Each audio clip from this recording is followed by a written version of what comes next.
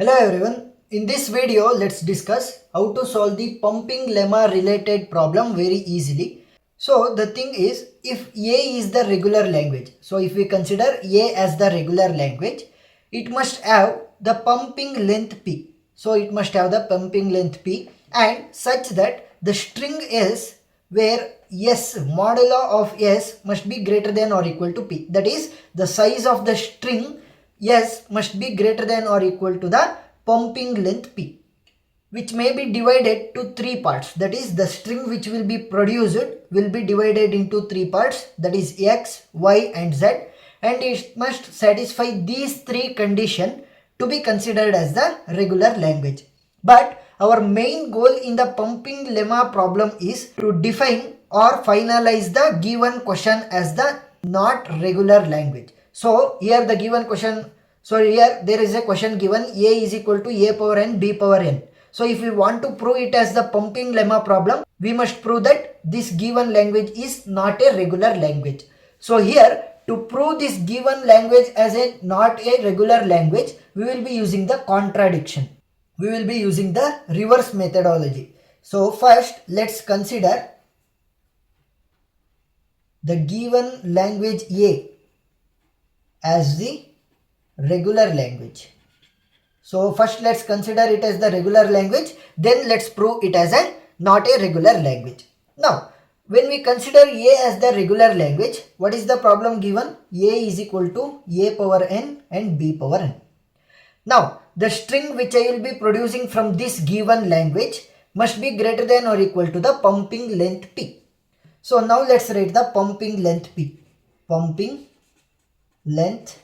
So let's take it as P. Here in the problem we are having n. So let's convert it to P itself. So A is equal to A power P, B power P.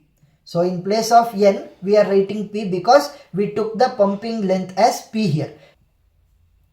Now A is equal to A power P, B power P. Next the string S.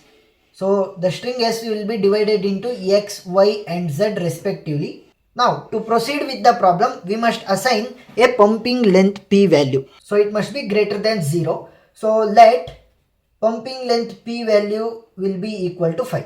So let us consider it as 5. You can take it 4, 3, anything.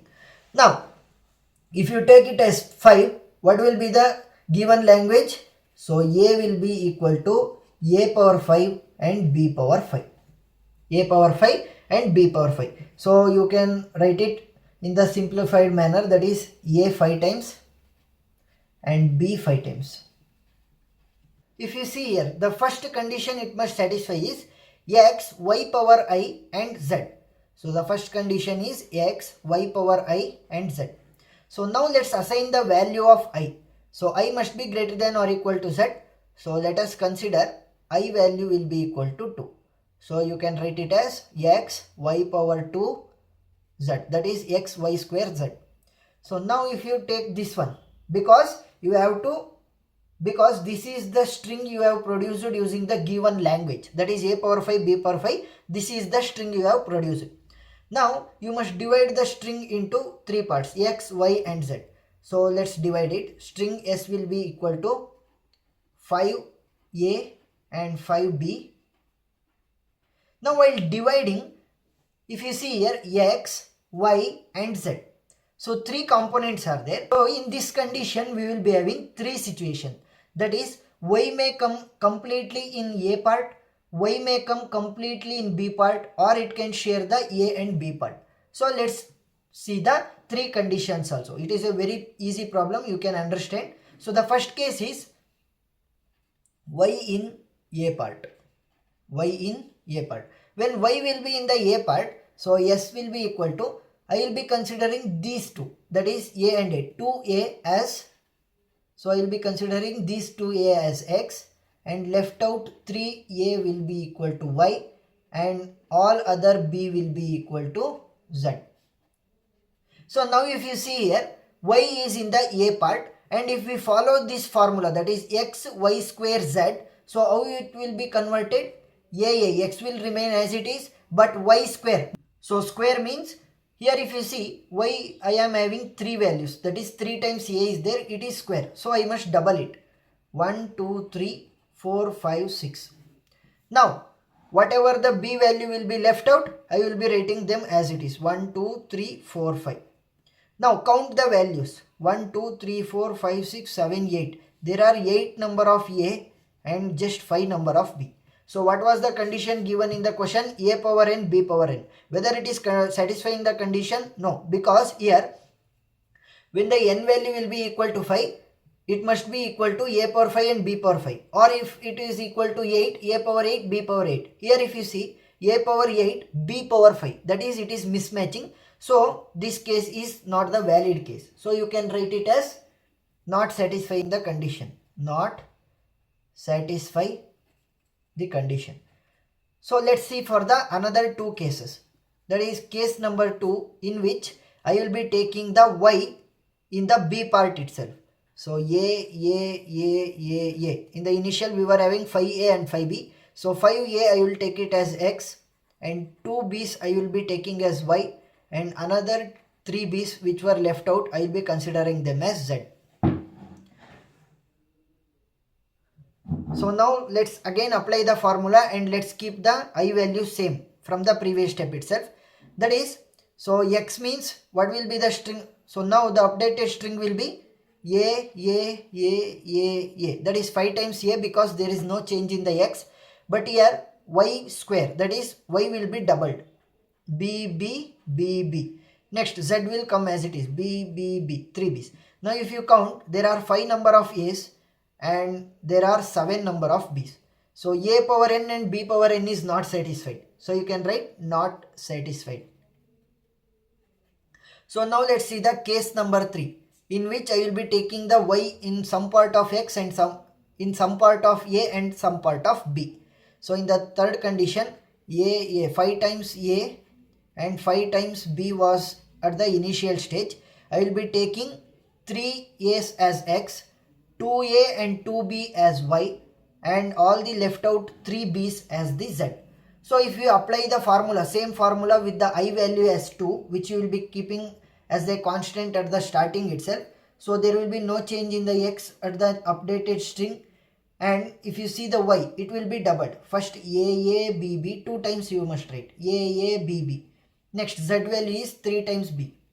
So if you see here, 1, 2, 3, 4, 5. 5 times a is there, and again 2 times b came. Again 2 times b came, again 5 times a is there. So if you see the pattern, a power n, b power n, how many times a will repeat, that many times b must repeat. But here if you see, here 5 times a repeated, here just 2 times b repeated. That is, there is a mismatch. So you can conclude that this is also not satisfying the condition. So it is also not satisfying the condition.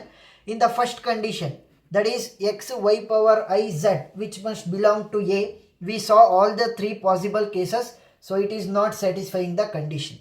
So now let's move to the second one, that is modulo of y must be greater than 0. So if you see here, modulo of y in the each and every part. So here in the first case, if you see, I am having 3. So 3 is greater than 0. Yes.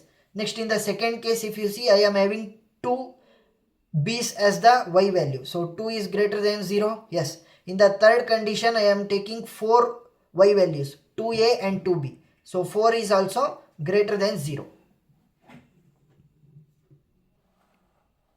So 4 is also greater than 0. So you can conclude that it is satisfying the second condition. Now let's see for the third condition. So the third condition is xy must be less than or equal to p. So first let's see for the first condition. Xy must be less than or equal to p. In the first condition, the number of x is 2 and the number of y is 3. So 2 into 3 modulo must be less than or equal to p. What is the pumping length we took? 5. So 3 2s are 6. 6 less than or equal to 5. So it is not satisfying one condition also. It will not satisfy all the condition. So you can conclude that it is not satisfying the third condition also.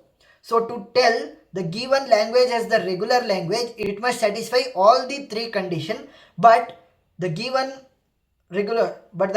problem is just satisfying one condition and it is not satisfying the another 2 condition. So you can easily write that by contradiction. By contradiction, you can tell A is not a regular language. Instead of doing these two conditions, if it is not satisfying the first condition itself, at that point only you can conclude that by contradiction you can tell the given grammar as a not a regular language. So I showed the all the three possible conditions, but here at the starting only it not satisfied the first condition, so you could have concluded at the that step itself.